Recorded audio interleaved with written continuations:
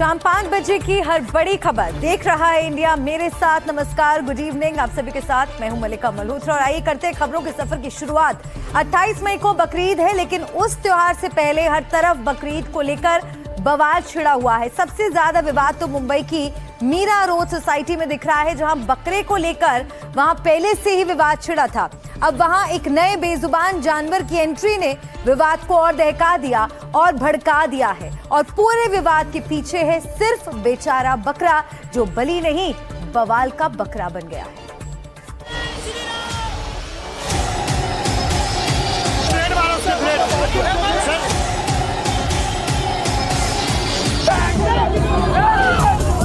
मुंबई की मीरा रोड पर बनी सोसाइटी पर बहुत बड़ा हंगामा होते होते रह गया।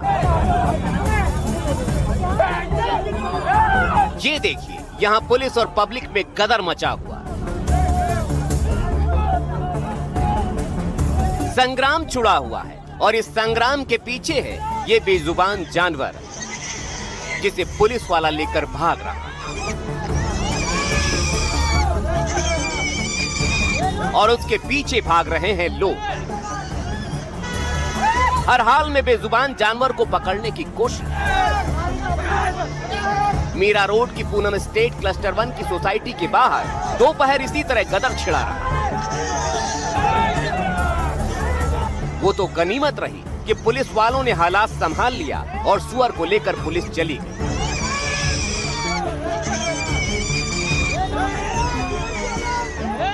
लेकिन क्यों? बकरीद एक दिन बाद है, लेकिन उसको लेकर विवाद की चिंगारी हर तरफ सुलग रही है। और ये उसी चिंगारी की सबसे नई एक और तस्वीर बन गई है।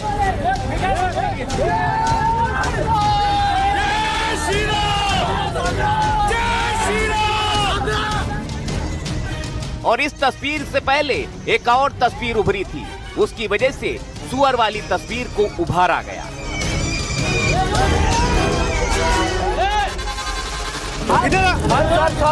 ये देखिए, इस लड़के का हाथ पूरी तरह से लहूलुहान दिख रहा है। किसी ने इसके हाथ पर बुरी तरह से हमला कर दिया। पूरा हाथ खून खून हो गया है।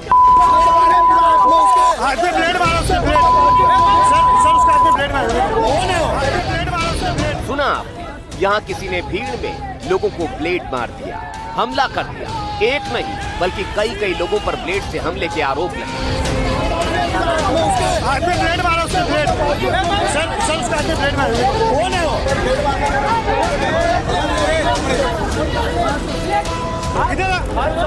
भीड़ पुलिस पर भी आरोप लगा रही थी कि हमलावर को बचाने की कोशिश की जा रही है। कोई भीड़ में आया और ब्लेड मारकर चला गया।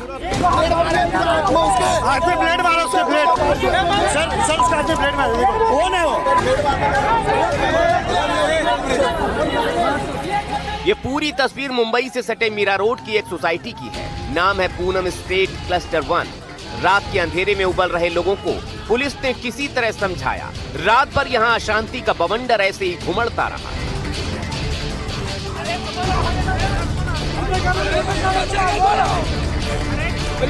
अब सवाल उठता है कि आखिर हुआ क्या था?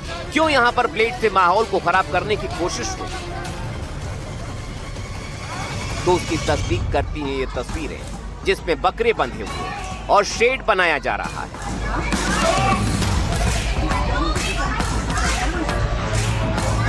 सोसाइटी के लोगों का आरोप है कि नियमों को ताक पर रखकर बाकायदा बकरों के लिए एक बड़ा शेड खड़ा किया जा रहा था। ये उसी समय की तस्वीरें बताई जा रही हैं।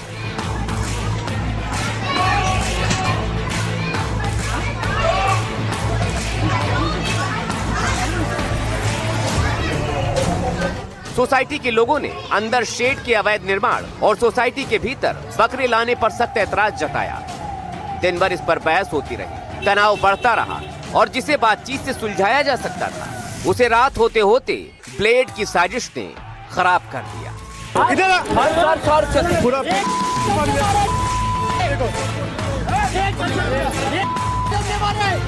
हालांकि मामला ज्यादा बढ़ा तो पुलिस ने सोसाइटी के अंदर बकरों के लिए बनाया गया शेड हटवा दिया। लेकिन उसके बाद भी हिंदू दल और सोसाइटी के लोग सोसाइटी के गेट पर बैठ गए। हनुमान चालीसा का पाठ शुरू हो गया।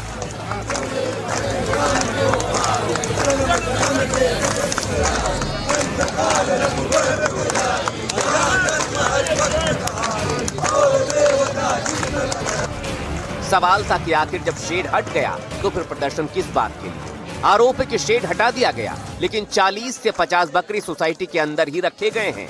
जिन्हें हटाया नहीं गया है उन्हें हटाया जाना चाहिए। पूनम एस्टेट क्लस्टर 1 सोसाइटी के ठीक बाहर वीएचपी और बजरंग दल के लोग हनुमान चालीसा का पठन कर रहे हैं। कहीं ना कहीं अपना विरोध जता रहे हैं कि जो बकरे अंदर रखे गए हैं उनको बाहर निकाला जाए, उनको तुरंत यहाँ से बाहर निकाला जाए। हालांकि जो शेड है वो तोड़ दिया गया है, लेकिन जो बकरे अभी भी है वो बाहर निकाले जाए। इसको लेकर के यहाँ पर हनुमान चालीसा का पठन किया जा रहा है और कोशिश करेंगे उनसे बात करने की और समझने की। क्या मांग है, क्या मांग है? हमारी मांग है बकरे बाहर निकलने चाहिए, बकरे बाहर निकलने चाहिए। कितने बकरे हैं अभी अंदर? 40 से 50 के ऊपर बकरे हैं अंदर। हमने सोसाइटी में पड़ताल की तो हमें भी शेड हटने के बाद सोसाइटी के अंदर बकरे दिखाई दिए। यहाँ बांस बल्लियां पड़ी हुई हैं और बकरे बैठे नजर आ रहे हैं। यानी शेड तो उतर चुका है, लेकिन बकरे अभी भी बंधे हुए हैं। इसी वजह से अभी भी तनाव बरकरार है, लिहाजा भारी पुलिस बल की तैनाती कर दी गई। इस मामले को लेकर क्लस्टर इमारत के चारों तरफ ही पुलिस का बंदोबस्त बढ़ा दिया गया है और पुलिस यहाँ पर तैनात की गई है। पूरे विवाद को ब्लेड अटैक ने और गर्मा दिया। अब काशी मीरा पुलिस मामले की गहन पड़ताल में जुटी है। महाराष्ट्र में मीरा भाईंदर का मीरा रोड का ये वही इलाका है जो पहले भी बकरीद के दौरान बेहद संवेदनशील रहा है। हालात को देखते हुए महाराष्ट्र पुलिस ने मीरा रोड से लेकर मालेगांव, पालघर, पुणे तक सुरक्षा के कड़े इंतजाम किए हैं।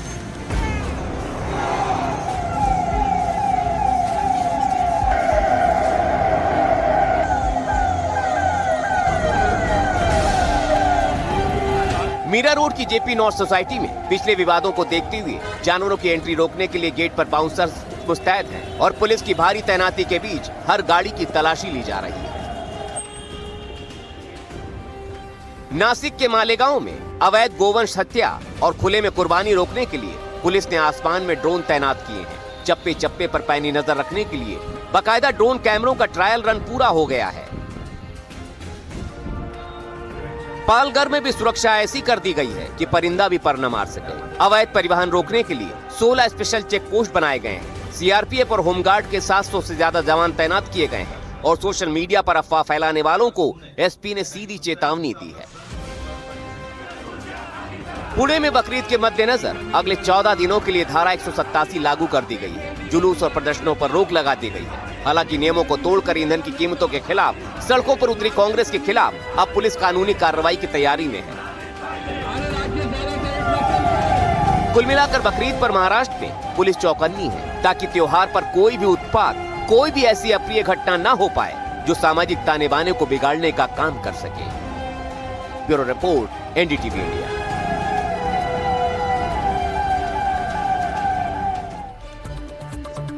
महाराष्ट्र के बाद अब आपको उत्तर प्रदेश ले चलते हैं। उत्तर प्रदेश की तस्वीरें जहां बकरीद से पहले कड़ी सुरक्षा व्यवस्था की गई है।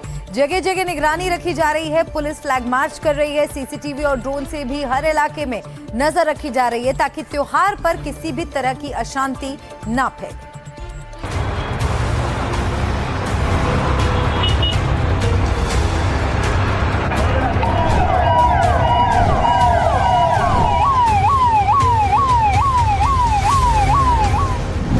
चप्पे चप्पे पर नजर,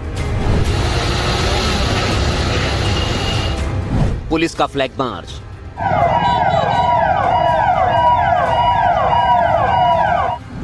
सुरक्षा के कड़े इंतजाम।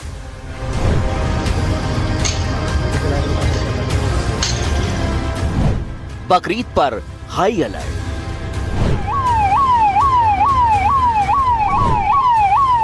संभल, महाराजगंज, फिरोजाबाद, कानपुर, गोरखपुर, प्रतापगढ़,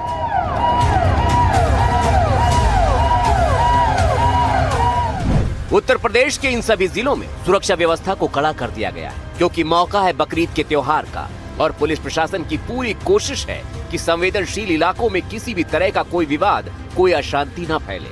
पुलिस लगातार जगह जगह फ्लैग मार्च कर रही है। सीसीटीवी और ड्रोन से नजर रखी जा रही है।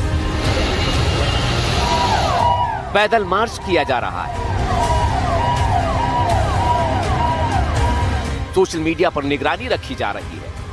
हर तरह से यूपी में सुरक्षा को लेकर कड़े इंतजाम किए जा रहे हैं।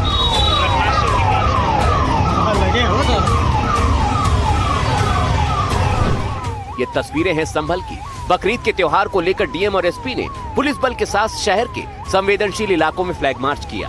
सुरक्षा व्यवस्था का जायजा लिया गया। प्रशासन ने साफ कर दिया है कि शांति व्यवस्था भंग करने वालों पर कड़ी कार्रवाई की जाएगी।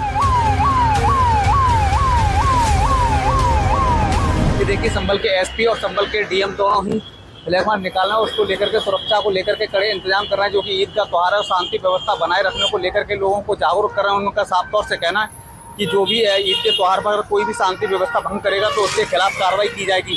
तो यानी कि संभल के एसपी कृष्ण कुमार बिश्नोई के द्वारा बताया कि सोशल मीडिया पर और जो अफवाह फैलाने वालों पर नजर रखी जाएगी। ईद के त्योहार के दिन ड्रोन कैमरे से और सीसीटीवी कैमरे से तमाम निगरानी की जाएगी। अब उन्नाव की सड़कों का हाल देख लीजिए। बकरीद के त्योहार को लेकर जिला प्रशासन पूरी तरह अलर्ट है। डीएम घनश्याम मीणा ने प्रशासनिक अधिकारियों के साथ शहर में फ्लैग मार्च किया। ईदगाह और जामा मस्जिद की व्यवस्थाओं का जायजा लिया। संवेदनशील इलाकों में ड्रोन और सीसीटीवी कैमरों से निगरानी रखी जा रही है। देखिए, विभिन्न स्तर पे हम लोग ने कई सारी कार्य योजना बनाई है। उसमें ड्रोन और अन्य जो उपकरण है उनको यूज करेंगे ताकि अच्छे से हम लोग पूरी जो आने वाले जितने भी पर्व त्योहार हैं उनको अच्छे से मना सकें। फिरोजाबाद में डीएम संतोष कुमार शर्मा और एसएसपी ने पैदल मार्च किया। पूरे जिले में चप्पे चप्पे पर पुलिस फोर्स तैनात है। ड्रोन और सीसीटीवी के जरिए यहां भी हर संवेदनशील इलाके पर नजर रखी जा रही है। कानपुर में डीसीपी सेंट्रल अतुल श्रीवास्तव के नेतृत्व में फ्लैग मार्च किया जा रहा है। घनी आबादी वाले इलाकों में सुरक्षा चौकस कर दी गई है और हर संदिग्ध गतिविधि पर पैनी नजर रखी जा रही है।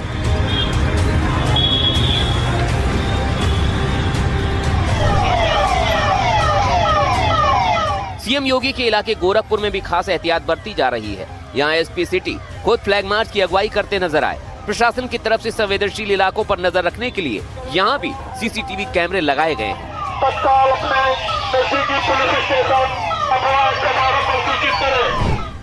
गाजीपुर में बकरीद को देखते हुए प्रशासन ने पीस कमेटी के साथ स्पेशल बैठक की। शहर के धर्मगुरुओं से शांति बनाए रखने में मदद करने की अपील की है।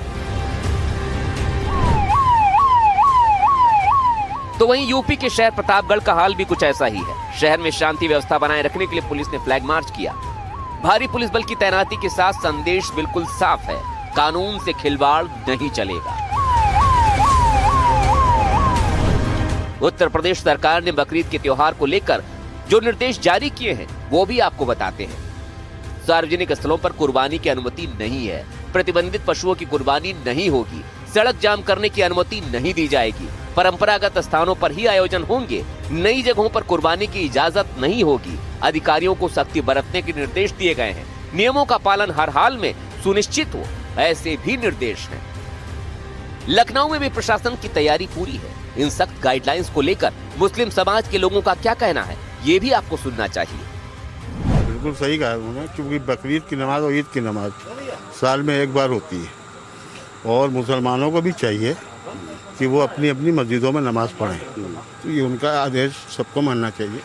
लेकिन अगर देखा जाए तो हमारे इस्लामिक तरीके से ये चीज़ मना है कि हम किसी को परेशान करके वो काम नहीं कर सकते हैं। अब जो भंडारा होता है अक्सर आप हैं, रोडों पे जाम लगता है, ट्रैफिक जाम हो जाता है, तो ये चीज़ तो भी गलत है ना। फिर मतलब सरकार को एक नज़र से देखना चाहिए। आप उस एंगल से देख रहे हैं तो ये गलत है। मान लिया हम रोड पे मस्जिद नमाज पढ़ रहे हैं, कोई एम्बुलेंस जा रही है, किस पे मरीज बैठा हुआ है, तब उस पे मरीज को तकलीफ होगी, उसको हॉस्पिटल पहुंचना। इन निर्देशों को लेकर लोगों की मिलीजुली राय है, लेकिन फिलहाल बकरीद को लेकर यूपी हाई अलर्ट मोड पर है। चप्पे चप्पे पर नजर है ताकि त्योहार के उत्साह में किसी तरह का कोई खलल न पड़े और कोई अशांति न फैले। Bureau report, NDTV India. तो बकरीद से पहले आपने देखा कि किस तरह से देश के अलग अलग हिस्सों में बकरीद को लेकर बवाल छिड़ा हुआ है और सबसे ज्यादा विवाद हमने आपको दिखाया कि मुंबई की मीरा रोड सोसाइटी में देखने को मिला, जहां पर बकरे को लेकर जो विवाद छिड़ा हुआ था वो आज और बढ़ता हुआ नजर आया। वहां एक और नए बेजुबान जानवर की एंट्री हुई, जिसके बाद वहां पर विवाद और दहकता हुआ और भड़कता हुआ नजर आया। और इसी से जुड़ी एक बड़ी खबर मिल रही है। मीरा रोड सोसाइटी का जो विवाद है उसे अब सुलझा लिया गया है। पुलिस के दखल के बाद ये मामला सुलझ गया है। सोसाइटी से बकरों को हटाया गया है। तो एक शेड वहां पर तैयार किया गया था बकरों के लिए, जिसे लेकर जो हिंदू पक्ष के लोग थे उन्होंने आपत्ति जाहिर की थी। उस शेड को हटवाया गया था, लेकिन फिर से जो मुस्लिम पक्ष के लोग थे उस शेड को खड़ा करने का प्रयास कर रहे थे। और इसी मामले को लेकर जो बवाल था वहां पर जबरदस्त तरीके से छिड़ता चला गया। तस्वीरें आपको हम दिखा रहे हैं। देखिए ये बवाल किस हद तक बढ़ गया था कि लोग आपस में मारपीट करने लगे।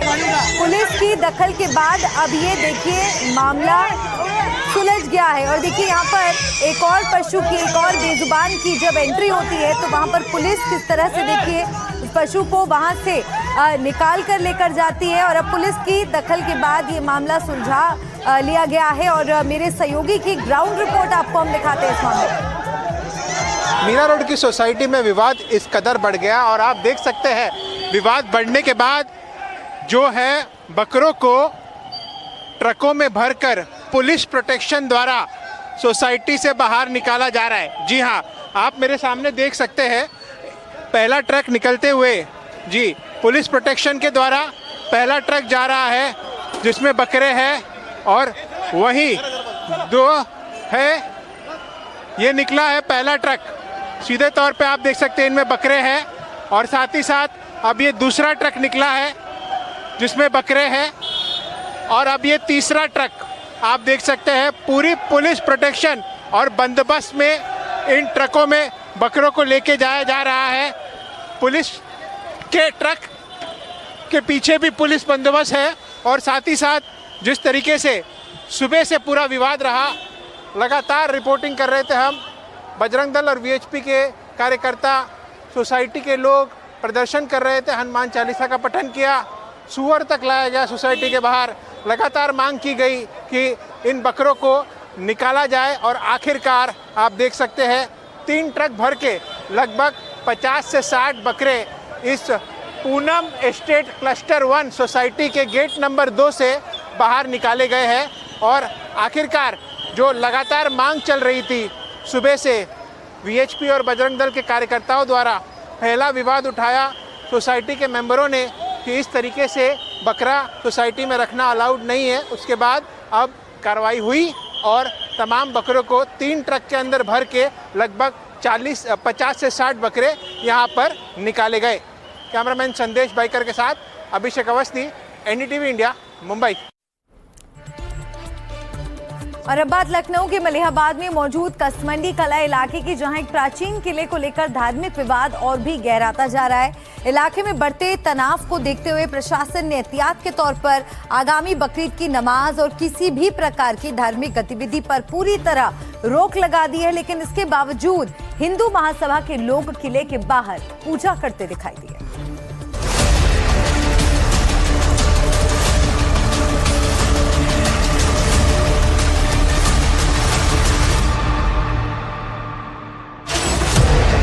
मस्जिद या किला,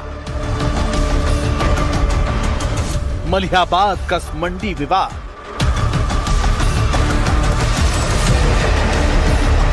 बकरीद पर किले में नमाज पर रोक,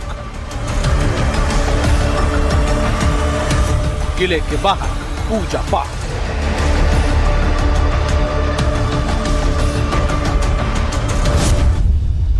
ये तस्वीरें लखनऊ के मलिहाबाद कसमंडी की हैं, जहां इस किले के बाहर हिंदू महासभा के लोग पूजा कर रहे हैं। ये हाल तब है जब यहां छिड़े विवाद के बाद प्रशासन ने बकरीद की नमाज और किसी भी प्रकार की धार्मिक गतिविधि पर पूरी तरह रोक लगा दी है। लेकिन फिर भी हिंदू महासभा के लोगों ने किले के बाहर ही पूजा आरती की। दरअसल ये विवाद तब और भी बढ़ गया जब पारसी समुदाय ने इस विवादित स्थल पर सुंदरकांड का पाठ करने का ऐलान किया। हिंदू महासभा के नेता कार्यकर्ता यहाँ सुंदरकांड का पाठ करने पहुँच गए। मौजूदा पुलिस पीएसी ने हिंदू महासभा के नेता और कार्यकर्ताओं को रोका और सुंदरकांड पढ़ने की इजाजत नहीं दी। जब सुंदरकांड की इजाजत नहीं दी गई तो हिंदू महासभा के नेता किले के बाहर ही पूजा पाठ करने लगे। हिंदू महासभा के लोग हैं और प्रतीकात्मक पूजा पाठ करते हुए यहाँ पर दिखाई दे रहे हैं। आप देखेंगे थाली है, पूजा के लिए जो चीज़ें होती हैं वो उसमें दिखाई दे रही हैं, धूप बत्ती है और ठीक इसके सामने मौजूद है वो इमारत जिसकी पूजा करते हुए दिखाई दे रहे हैं। हर हर महादेव का उद्घोष है। पुलिसकर्मी मौजूद है। पुलिस की मुस्तैदी को देखिए कैसे पुलिस यहाँ मौजूद है। बुलाएंगे तो फिर से आएंगे, अदालती आदेश लेके आएंगे और भोजशाला की तरह हम लोग वरिष्ठ अधिवक्ता हरिशंकर जैन जी के नेतृत्व में इस लड़ाई को आगे बढ़ाएंगे और निश्चित तौर पर सफलता हासिल करेंगे। मौलाना की गिरफ्तारी करेंगे, साजिश का खुलासा कराएंगे। हिंदू महासभा के लोग हैं। ठीक सामने वो इमारत है जिसकी सामने हाथ जोड़े हिंदू महासभा के ये लोग दिखाई दे रहे हैं। इमारत का ऊपर का जो गुंबद है उस गुंबद की तरफ नमस्कार करते और आरती उतारते हिंदू महासभा के तमाम लोग दिखाई दे रहे हैं। दरअसल ये पूरा विवाद तब शुरू हुआ जब पासी समाज ने दावा किया कि ये इमारत महाराजा कंस पासी के प्राचीन किले का हिस्सा है। पासी समाज के मुताबिक इमारत की आकृतियों में बने फन उनकी नागवंशी परंपरा के प्रतीक है, लेकिन यहाँ पहले से एक मस्जिद और मकबरा मौजूद है जहाँ नमाज अदा की जाती रही है। अब ऐसे में ये विवाद और भी ज्यादा गहराता नजर आ रहा है। इस इमारत के आसपास किसी तरह की कोई अशांति न फैले इसलिए पुलिस पर यहाँ पूरी मुस्तैदी से तैनात है। सुरक्षा व्यवस्था कड़ी कर दी गई है। पासी समाज अपने राजा कंसा का किला इसे कह रही है। वहीं यहाँ नमाजें भी होती है। काफी पुलिस बंदोबस्त एहतियातन यहाँ पर किया गया। आपको तस्वीरें दिखाते हैं। पुलिसकर्मी मौजूद हैं। पुलिसकर्मी लगातार मुस्तैद है। इस पूरे इलाके में आने जाने वाली सड़कों पर ये पुलिसकर्मी मौजूद हैं और लगातार एहतियातन जो लोग आ जा रहे हैं उन्हें रोका जा रहा है, सवाल किए जा रहे हैं। ये पूरा विवाद क्या है आपको ये भी बताते हैं। ये एक प्राचीन ऐतिहासिक स्थल है। पासी समाज का दावा है कि ये कंस पासी का किला है। मुस्लिम समाज का दावा है कि ये प्राचीन मस्जिद है। पासी समाज ने एएसआई से सर्वे की मांग भी की है। पुलिस इस इलाके में आने जाने वाले लोगों को रोक रही है और पूछताछ कर रही है। किसी भी आदमी को इस इमारत के आसपास आने नहीं दिया जा रहा है। पासी समुदाय के सुंदरकांड पढ़ने के ऐलान के बाद पुलिस अलर्ट मोड पर है। कसमंडी के इलाके में भारी पुलिस फोर्स मौजूद है। अराजक तत्वों के खिलाफ कड़ी कार्रवाई के निर्देश दिए गए हैं। अजय दुबे की रिपोर्ट, एनडीटीवी इंडिया। देख रहा है इंडिया में खबरें और भी हैं। एक ब्रेक के लिए यहाँ रुक रहे हैं, फौरन लौटेंगे। आप बने रहिए हमारे साथ। देख रहा है इंडिया में ब्रेक के बाद एक बार फिर से आपका स्वागत है। आइए खबरों के सफर में बढ़ते हैं आगे। ट्विशा केस तो आपको याद होगा ही, जिसमें आज भी एक बड़ा खुलासा हुआ है। लेकिन जयपुर में भी ट्विशा की जिंदगी खत्म हो गई। एक और ट्विशा की कहानी जयपुर में देखने को मिली और उसे खत्म करने के आरोप भी उसके पति पर लगे हैं। उसका नाम था अनु मीणा, जिसने 7 अप्रैल 2026 को सुसाइड कर लिया था। और ये झकझोर देने वाली तस्वीरें हैं जो सामने आई हैं, जिसमें साफ देखा जा सकता है कि किस तरह से ये पति अपनी पत्नी पर अत्याचार कर रहा है। महिला को मारता था पति और बदसलूकी करता था और ये सब कुछ वो अपने बच्चों के सामने किया करता था। बच्चों के सामने अपनी बीवी के साथ वो मारपीट करता था। अक्सर उनके घर में झगड़ा होता था। सीसीटीवी में घटना की ये तस्वीरें कैद हुई हैं और जिसने भी इन तस्वीरों को देखा वो सहम गया। तो जिस लड़की की हम बात आज कर रहे हैं, जो अब इस दुनिया में नहीं है, वो है अनु मीणा। अनु मीणा के साथ उसका पति किस तरह का सुलूक करता था, किस तरह का अत्याचार करता था, कितनी बेरहमी से उसके साथ मारपीट करता था, ये तस्वीरें सामने आई हैं जो उसकी बानगी पेश करती हैं। और अब उसे खत्म करने के आरोप भी उसके पति पर ही लग रहे हैं। इस महिला का नाम था अनु मीणा, जो शादी के बाद एक खुशहाल जिंदगी बनाना चाहती थी। आंखों में सपने थे, उम्मीदें थी, लेकिन शादी के बाद उसके खुद के पति ने उसके साथ इस तरह का व्यवहार किया कि अनु ने उस जिंदगी से बेहतर मौत को चुना। 7 अप्रैल 2026 को अनु मीणा ने सुसाइड कर लिया। अब इस पूरे मामले को लेकर पुलिस की जांच चल रही है। एक रिपोर्ट आपको दिखाते हैं। दारू पी के आते थे, सी मारते थे, पीटते थे, पकड़ के 5 पैसे ठोका था, फिर लात मुक्के ये सब मारते। लड़ाइयाँ तो तमाम घरों में होती है, लेकिन पति जल्लाद बन जाए, दरिंदा बन जाए, ऐसा मुश्किल से ही होता है। जयपुर के ऐसे ही दरिंदे की ये तस्वीर देख लीजिए। इस हैवान के सिर पर शैतान सवार हुआ तो इसने पहले घर का टीवी तोड़ा और उसके बाद इसके टारगेट पर आई इसकी बीवी। बीवी पर बुरी तरह से इसने हमला कर दिया।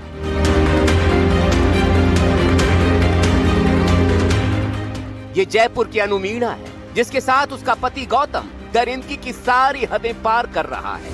इस दरिंदे ने ये देखा ही नहीं कि उसने अपनी पत्नी को ऐसे धक्का दे दिया कि उसका सिर सिलेंडर से सीधे जाकर टकरा गया। लेकिन फिर भी इसे कोई चिंता नहीं, कोई मलाल नहीं। ऐसी यातनाएं कि कलेजा कांप उठे। भला कौन रहना चाहेगा ऐसे दरिंदे के साथ, जो कहने को तो समाज में बड़ा नाम है, पति कहा जा रहा है, लेकिन असल में ये बेहद निकृष्ट है।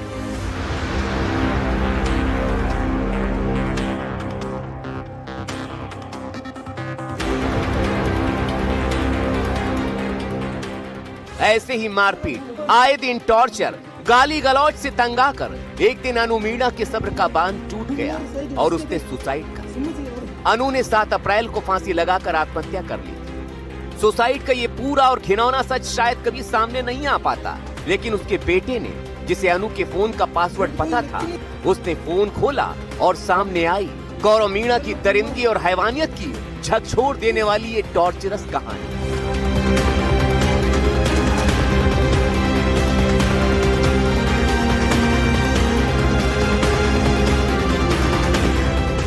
अब अनु के दोनों बच्चे अपनी मां के साथ हुए एक एक टॉर्चर का पूरा सच बयां कर रहे हैं तो रोंगटे खड़े हो जाते हैं कि दारू पीने के बाद गौरव मीणा कैसे दरिंदा बन जाता था।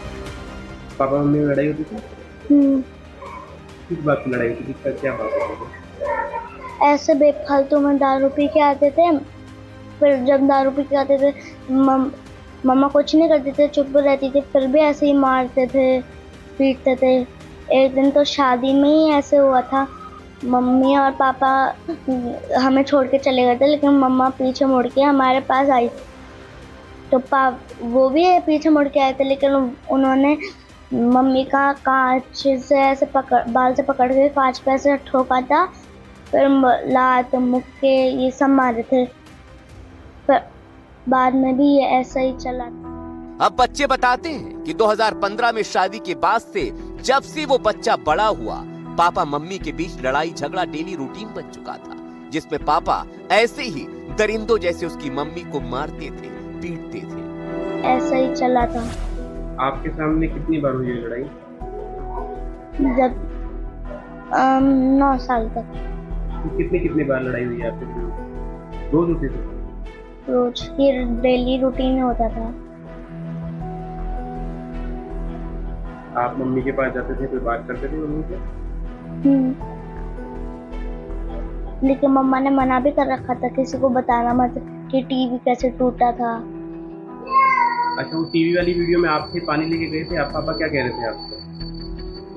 पापा ने बोला था किट्टू मैं इसका क्या करूँ, ये ऐसे ही करती है। तब ऐसा ही हुआ था।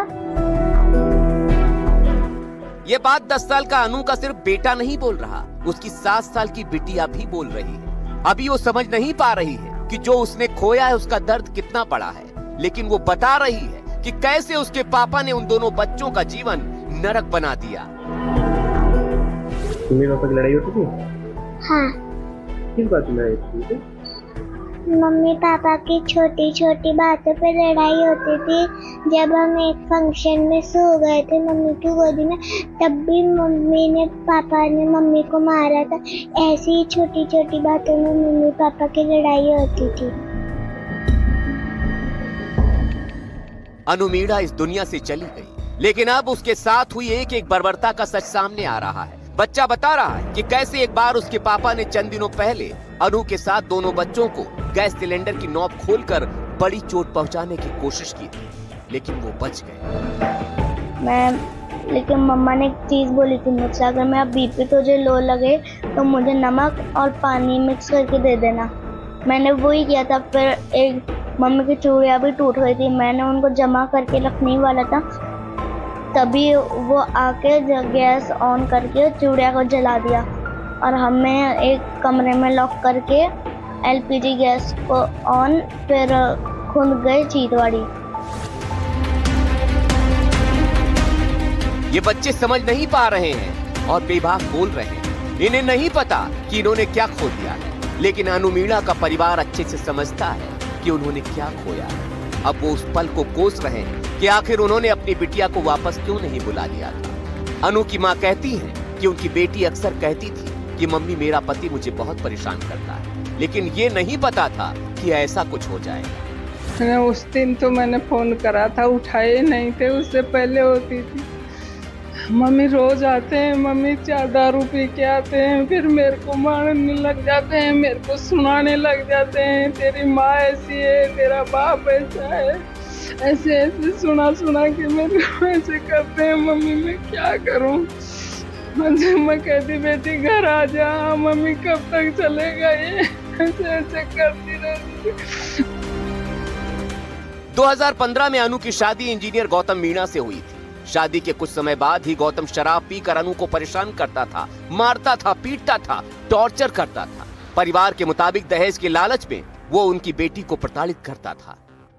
जानकारी के मुताबिक आत्महत्या करने से पहले अनु ने अपने पति को वीडियो कॉल किया था। इसके बाद आस पड़ोस के लोग पहुंचे और उन्होंने परिजनों को जानकारी दी। पड़ोसियों ने सीपीआर देकर भी अनु को बचाने की कोशिश की। भाई भी वहां रहा, लेकिन अनु को वो बचा नहीं पाए। अनु के भाई नीरज के मुताबिक उन्हें नहीं पता था कि उनकी बहन ऐसा कदम उठा लेगी। गौतम अक्सर शराब के नशे में मारपीट करता था और फिर अगले दिन आकर माफी मांग लेता था और बहन को ले जाता था। 2-3 बजे भी वो अपने घर से यहाँ आई है बच्चों को लेके, तो हम उसको यहाँ रखे हैं। वो तो 2-3 दिन रहे, लेकिन उसकी आदतन ये थी, वो दारू पी के लड़ता, सुबह उससे हमसे माफ़ी मांगना, सॉरी बोलना, ये सब करके दीदी को कैसे भी भला फुसला के वो वापस अपने साथ ले जाता था। इन सब के पीछे हमें ये नहीं पता था कि दीदी इतना बड़ा स्टैंड ले लेगी कि वो आज हमारे पास नहीं रहेगी। सोचिए कैसा घिनौना व्यक्ति था जो एक तरफ अपनी पत्नी पर जुल्म ढालता था और फिर दूसरे ही पल माफी मांग लेता। गौतम मीणा फरार है। बेशर्मी देखिए, उसने अग्रिम जमानत की अर्जी भी दे रखी है। मामला 7 अप्रैल का है, लेकिन परिवार की तरफ से 15 मई को केस दर्ज कराया गया। अब पुलिस मामले की जांच में जुटी है। फोन समेत कई सबूत खंगाले जा रहे हैं, लेकिन जिस तरह की तस्वीरें सामने आई हैं, वो आज भी महिलाओं पर होने वाले अत्याचार का बहुत ही घिनौना चेहरा सामने लेकर आई हैं, जो सोचनीय है। इस पर विचार करना होगा। कब तक गौरव मीणा जैसे दरिंदों के सामने अनु मीणा जैसी महिलाओं की बलि चढ़ती रहेगी? Bureau report, NDTV India. और इस बीच एक बड़ी खबर मिल रही है। सीबीएसई पेमेंट गेटवे पर बड़ा ऐलान। धर्मेंद्र प्रधान ने बैंकों के साथ बैठक की। एसबीआई माफ कीजिएगा और कैनरा बैंक के साथ चर्चा की गई। फेल पेमेंट का अब तुरंत होगा रिफंड। री इवैल्यूएशन फीस देना होगा आसान। तकनीकी दिक्कतों से मिलेगी राहत। वित्त मंत्री सीतारमण से भी इस बारे में बातचीत हुई। एसबीआई और कैनरा बैंक के साथ इस मामले पर चर्चा हुई। फेल पेमेंट का अब तुरंत रिफंड होगा। री इवैल्यूएशन फीस भी अब चुकाना आसान होगा। तकनीकी दिक्कतों से भी राहत मिलेगी। वित्त मंत्री सीतारमण से भी इस पूरे मामले पर बातचीत हुई है। तो सीबीएसई पेमेंट गेटवे से जुड़ी ये बड़ी खबर और एक बड़ा ऐलान जो हुआ है। धर्मेंद्र प्रधान ने बैंक्स के साथ बैठक की है, जिसमें एसबीआई और कैनरा बैंक बताए जा रहे हैं, जिनके साथ इस पूरे मामले पर बैठक हुई, चर्चा हुई। फेल पेमेंट्स को लेकर चर्चा हुई और इसे लेकर ये सॉल्यूशन निकाला गया है कि अब इसका तुरंत रिफंड होगा। रीवैल्यूएशन फीस भी आसान होगा देना।